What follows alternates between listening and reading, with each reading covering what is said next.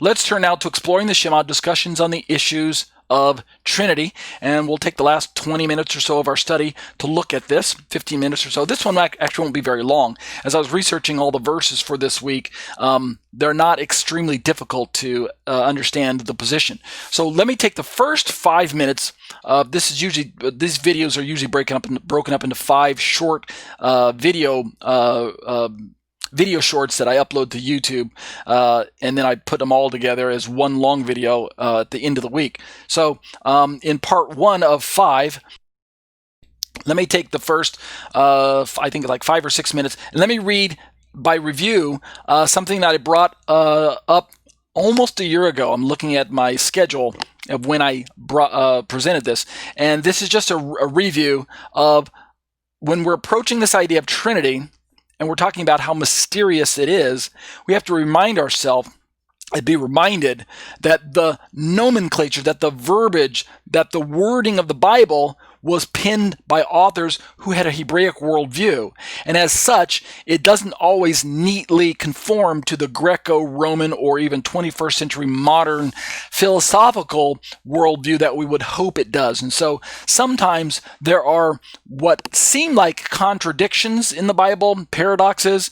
The verbiage itself seems to describe God is one way, but Jesus is another way, and it leads us to this conclusion that perhaps maybe there aren't a division of persons. God really is only just one being. He's not broken up into 3 separate persons or anything like that. So when we're talking about appealing to mystery, which is one of the favorite ways of interacting with the Bible, Mysterian language is what it's called by theologians, then we're talking about an approach that on the one hand is grand, it's broad, it supersedes our ability to actually even describe God in his nature. That's what we mean by mystery. Language fails us. It's ineffable, is what we describe.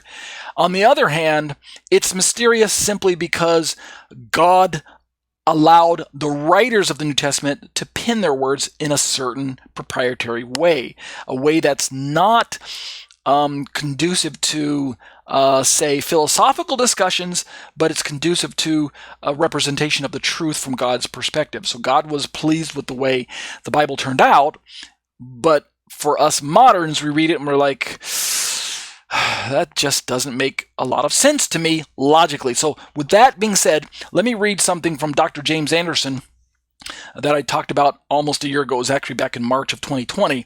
And it's in this appreciation of something known as Mysterian, and this idea of there are equivocations or contradictions in the Bible that, when I say equivocation, I mean language that seems ambiguous.